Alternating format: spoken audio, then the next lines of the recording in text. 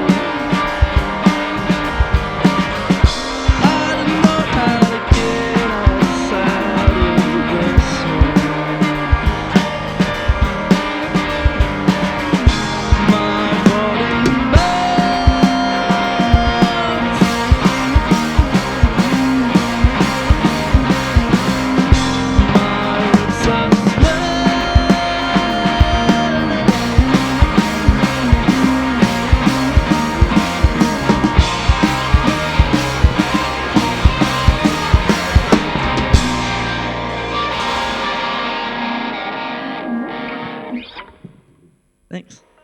Kia ora. It is that time of the week, everybody. It is Friday. It is Active Live. You are tuned in to 88.6 Radioactive FM. And today we are joined by the very awesome, very talented crew of Landlord Special, Alan, Leaf, Mitch, and Roxy Lee. Welcome to Radioactive, guys. How you guys all doing today? Yeah, we're good. Thank you. Thanks for having us. Awesome. Thank you very much for being with us. The name Landlord Special. Awesome name. I love it. Have you guys lived in some gnarly flats? I'm guessing from the name you might have. Oh yeah. Me, Roxy Lee, and Mitch, we've lived together for like 2 years. We used to live in this like pretty poorly Kelvin flat. It leaked like every single time it rained. Yeah. Yeah, I was trying really hard to say, because this is like my solo project, but I wanted to have like a band name, because it's like not just me, like these guys are interpreting my music, so it wouldn't sound like that without them. So I was like, what's a good way to sort of like represent that? And I feel like Bad Landlords kind of unite us. That is fair, especially here in Wellington. There seems to be Oh yeah. more bad landlords than there are good, unfortunately. Yeah, Um, for sure. I really love your guys' music and your music, Leaf. And I love the space that you create in that sonic world. You can really soak in that sort of environment that you create. You guys have a song out on Bandcamp and online that people can listen to. What does the recording process look like for you guys? Where do you guys record everything? Well, so far that song was one that I just sort of made in my room. I like started making that one in 2024 on the door. And yeah, that one was mostly just me, and I brought that to the band, and I was like, can we learn it and play it? And we haven't started recording like as a band yet, but we have like a little DIY recording set up at home, and I really like doing stuff DIY. I kind of mostly do stuff DIY if I can. I only don't do that if that's like not possible. So the plan is just to record everything at home and mix at home in my room. So Nice, yeah. awesome. When you say DIY, what does that look like? Is it one mic on everything? Is it using different random objects as instruments? What does that look like for you? It's kind of just using what we have. And like my flat, we have like it's like mostly musicians, so we've got like a lot of mics between us. So we kind of collectively saved up and got some gear together. We used to sort of use like 2 mics on the drums, and they were both like condenser mics. It was pretty shocking, and we didn't have PAs or anything. They would just go through like these little tiny like 20-watt amps. Like that was pretty bad, but I think it's charming, and we've got like a better setup now where it is like a lot nicer and a lot more like usable. But I think like it's, even if it like isn't quality, I think that gives it the quality, if that makes sense. It's like indie music. It's Yeah. the charm. I think it gives the sound a lot of character. Yeah, you mentioned that this is your solo project that you've invited these folks to play with you on. Have you found that with bringing everybody involved and playing with other musicians, there's been collaboration that has surprised you, or it's developed your sound and your music in a way that you maybe hadn't expected when writing on your own? Definitely. I mean, I come from a background of playing drums. That's like how I started. Yeah. And that's how me and Ellen met, because we were both playing drums at Jazz Fest in Tauranga when we were in like year 11. And my knowledge of like harmony and melody is not it's not super up there. I'm kind of just like playing shapes, and I'm like, oh, that sounds cool. And Mitch and Roxy both have like a really good understanding of like harmony. They've been playing in bands harmonically for a lot longer than I have, and especially Mitch as well brings a lot to the table. I think bass is something I struggle to write. And so there's a lot of like songs where I will purposely leave gaps for everyone to fill, just because I think everyone has cool stuff to bring my music to life. So yeah. You mentioned that you started out as a drummer, and that's kind of your original background. How's it been moving from behind the drum kit up the back of the stage to being in the front on the guitar? It's kind of nice actually. I've low-key always wanted to be behind the mic. Yeah. It's pretty nice to be like up at the front now. Yeah. It's a bit nerve-wracking. I think yeah, I still play drums, but I think it's just, this feels more like connected to my like emotions. Like it's more of an outlet for me. Drums is like an outlet, but in like a totally different way. It's definitely more of an outlet for like rage, I reckon. Yeah. So hence why I'm in a hardcore band called 360 No Scope, and it's like it's mostly just like that's more for fun, and this is more for like some kind of emotional release. Yeah. Do you find that their emotional release is coming out in your songwriting as well? Do you feel like there's specific topics that you target more frequently with with this project, or are you kind of more broad on your songwriting? Where do you kind of find your lyrics and that inspiration behind your songwriting? It's definitely led by like my life experiences, I'd say. Most of my songs have some elements, whether I'm thinking about it consciously or not, it kind of just bleeds into my writing. I write a lot about I'm trans, so that's a pretty common theme in my life. And I also grew up quite religious, and I find that even if I'm writing about things that aren't related, that's like part of who I am, and it just naturally comes up, and I use a lot of metaphors that are related to that, I'd say. Yeah.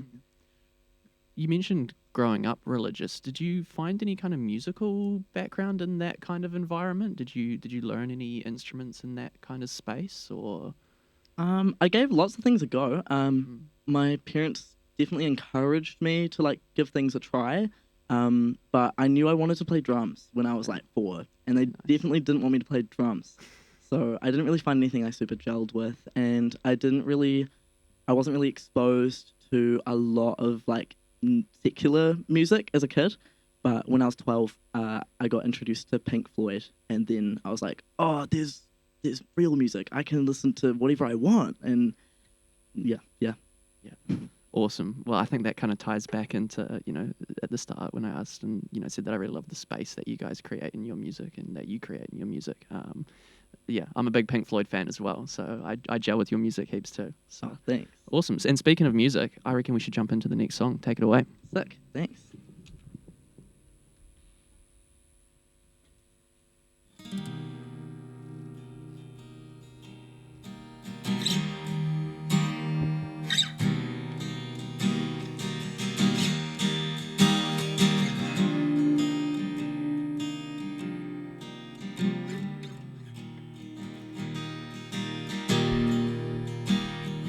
Crumble away like communion wafer, run away from God, 'cause it feels much safer. Sweetness of blood, I witnessed a house fire when I was 7, and now I know that I'll never witness heaven.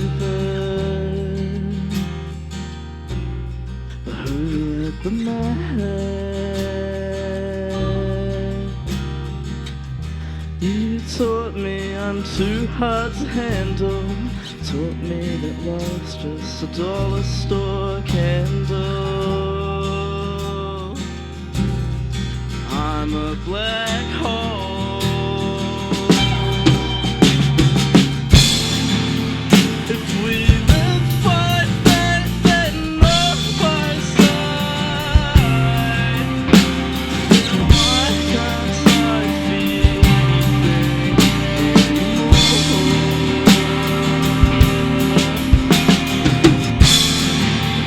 And I know if you're there, but I wish you'd change me. Letting me into someone.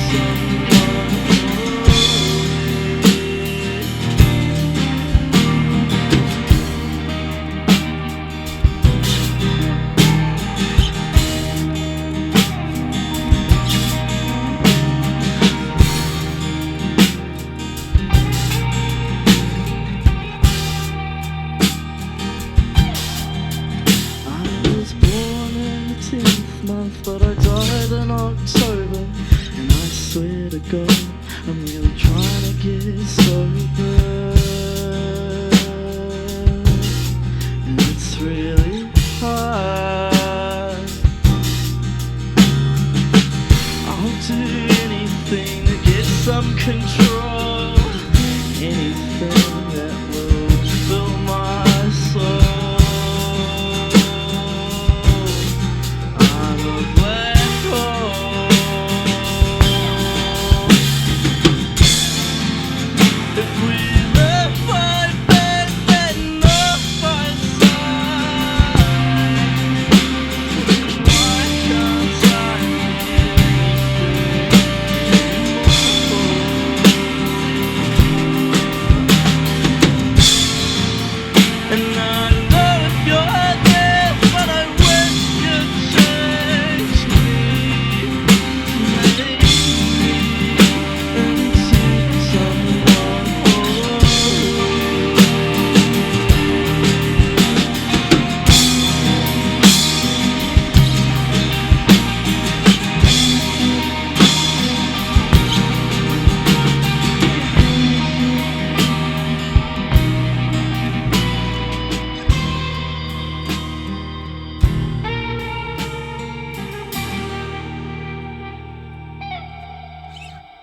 Thanks.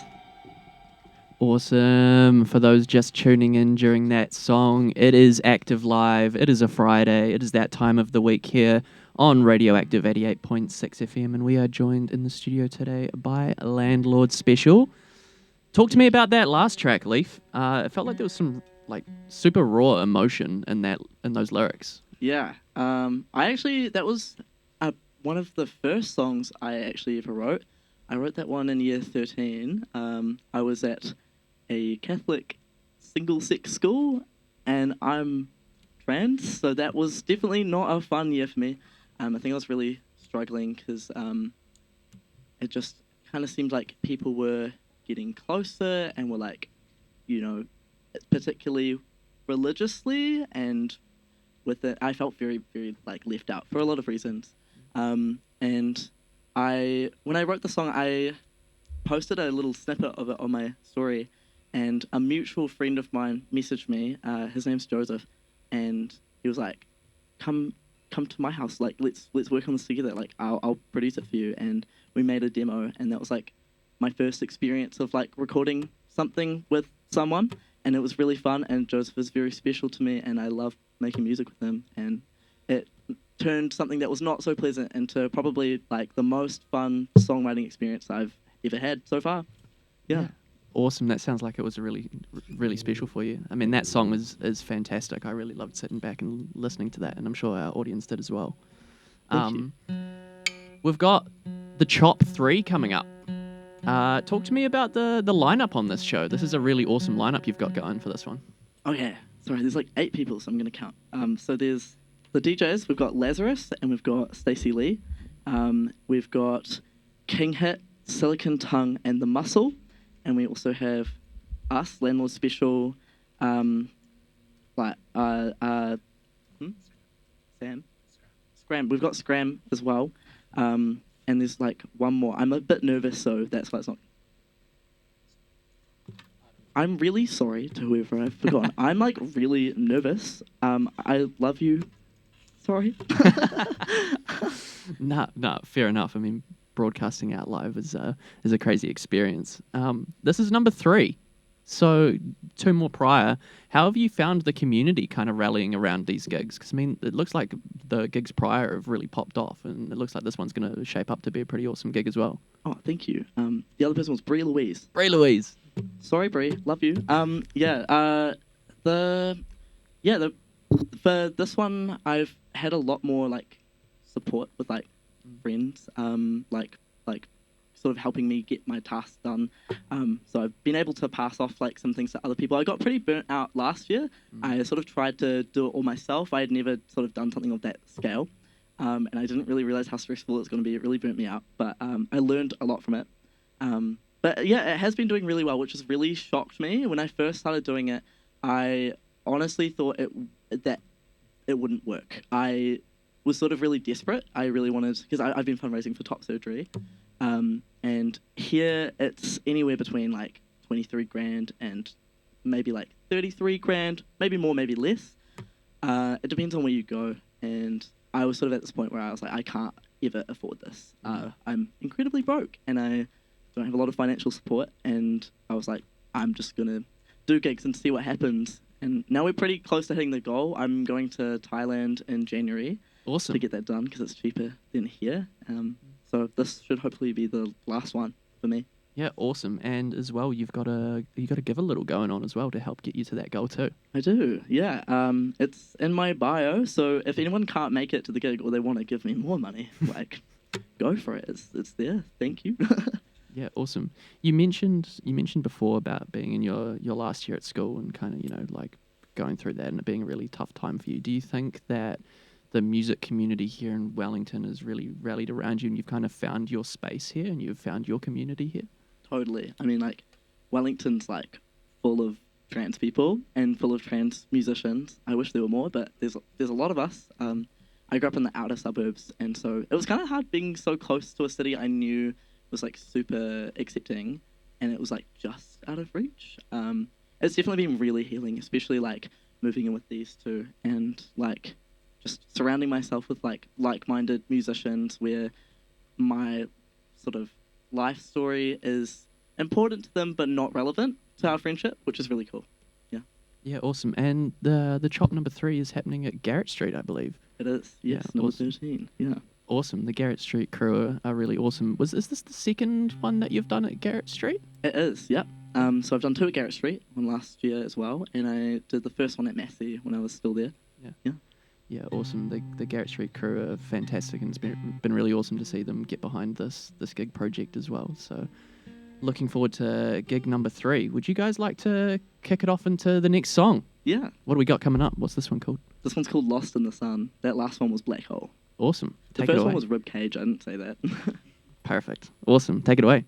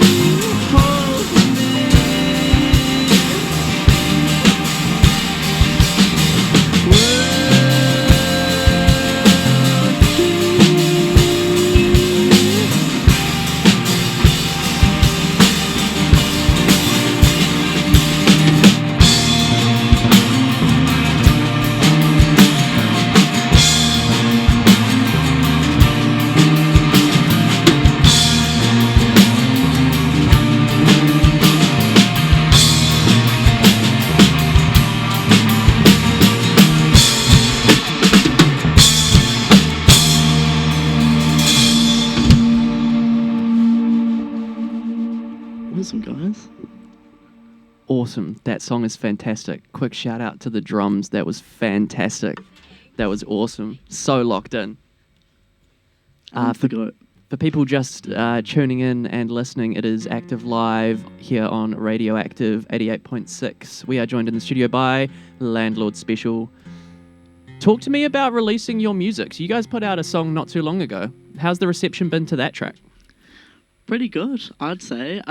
It's kind of hard to tell. I don't like to sort of think too much about like numbers and things. That's kind of also why I'm not really on like normal streaming services as well. So a lot of people have bought it on Bandcamp, which is a pretty good sign. I've made $20. Pretty happy. Awesome. Yep. I could buy a few pies with that. I'm pleased.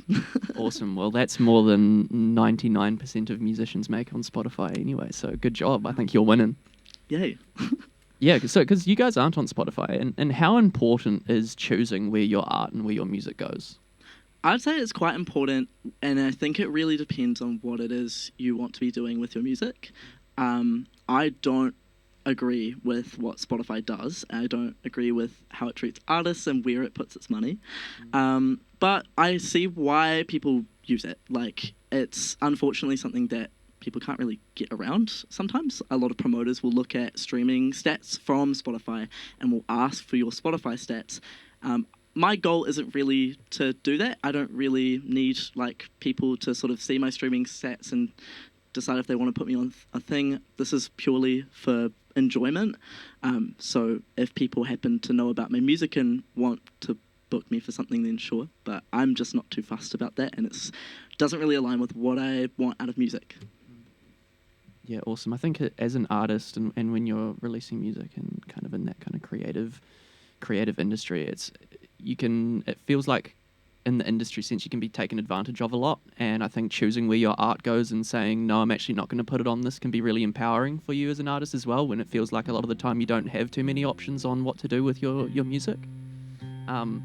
Do you think that releasing music on platforms like Bandcamp and only Bandcamp and SoundCloud and stuff develops a deeper sense of community with the people who do listen to your music? I think so, because I can see who buys it, and it's pretty nice. It makes me feel good when I buy songs and I know that they've seen like a notification that I've bought it. I think it's nice to have like a face behind who's supporting you. It feels more personal, and then when you see them at gigs, you're like, hey, and like you don't have to say anything, but it's like I know that you know that I know that you bought my song, and that's really nice, and that's really cool. Awesome. What is the goal with Landlord Special? You mentioned before that it's just for fun. In terms of your music, is there a way you want your music and your art to be perceived by people? Is that even a priority for you? Do you even worry about that? Honestly, not really. It's entirely really for me, and I think like it's totally up to interpretation. If people want to listen to why I made the songs and listen to it from that lens, then sure. I think the main sort of thing is like I think there's a very, very big lack of trans masc representation in media in general, and just kind of in general, and I just hope that it maybe makes other trans people feel a little less alone. That's kind of my only goal. Yeah. That's a really awesome goal to have with your music. That's awesome. Thank you. Here on Radioactive, we have a bit of a ritual, something that happens every Active Live. The band who was on prior to you gets asked a question from the band prior, and so on and so forth all the way back. But then they ask a question for you guys going forward. So the last question that we had was from Wet Denim, and they were having a bit of a band argument on this one. So you guys are going to have to settle the band argument here for Wet Denim. Picture this. You're having eggs on toast. Is putting jam and butter on the toast with then the egg on top weird? Yes. Yeah, that's weird. Yeah, no shame, but that's weird. I think they were pretty split down the middle on that one. So Really? I think Landlord Special has put the pin in that one. Yeah, and we tie like that. awesome. And do you guys have a question for the next band on Active Live?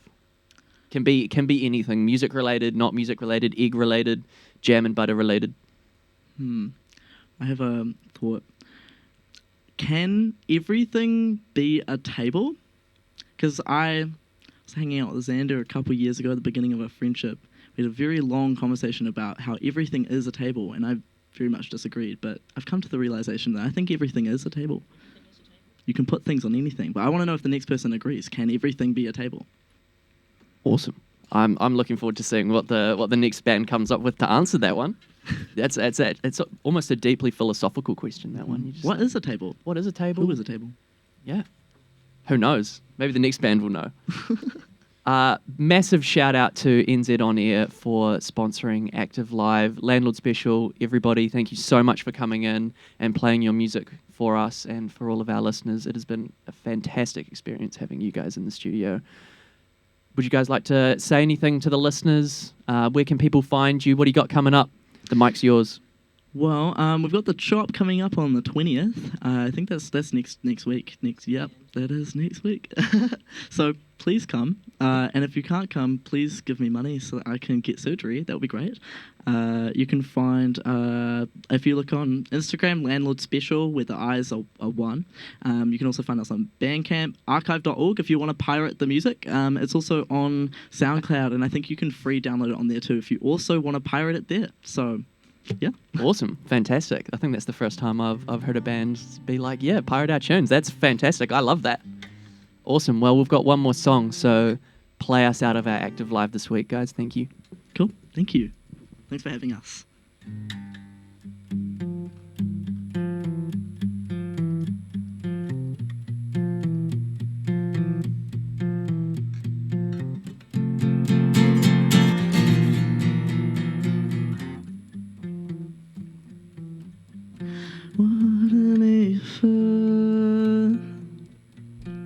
Little lover, touch me like that. But you had to do it. How does it make you feel? Reminding me where I came from. What I'm not safe from.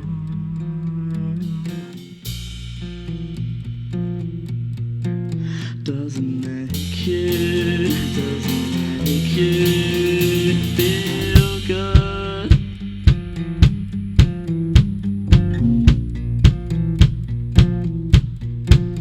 I got a body of a woman, had to make sure. I got a soul of a hand, doesn't make you insecure. Did you like it? Did you like it?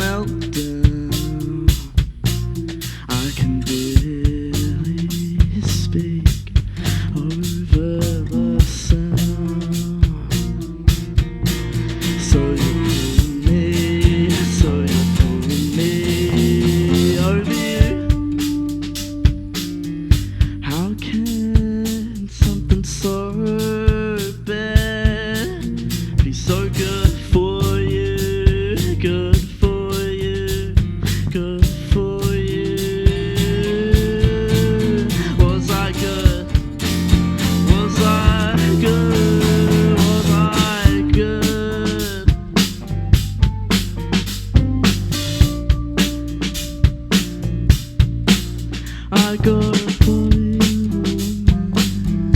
You had to make sure I got a soul for man. Doesn't make you insecure. Did you like it? Did you like it? Did you?